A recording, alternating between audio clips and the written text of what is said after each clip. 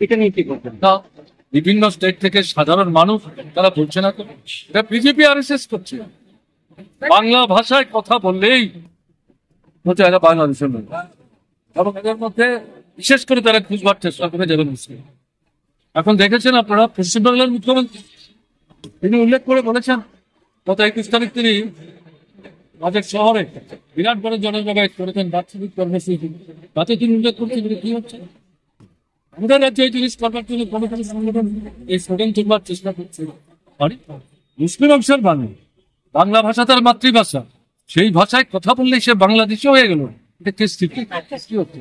এটা কিছু না। আমি একটু আগে আমার বক্তব্য রাখার সময় যেটা বলছিলাম, মুসলিম বিদ্বেষী এবং দলিত অংশের বিদ্বেষী, মহিলা বিদ্বেষী দৃষ্টিভঙ্গি নিয়ে আরএসএস ভারতবর্ষে নতুন যে ধরনের সংবিধান তৈরি করার চেষ্টা করছে, এই ভাবনা নিয়ে তারা নানা কর্মসূচি হাতে নিচ্ছে। তার মধ্যে এটা একটা অন্যতম, এবং বাংলাদেশের ঘটনার পরিপ্রেক্ষিতে এটাকে তারা ইউটিলাইজ করার চেষ্টা।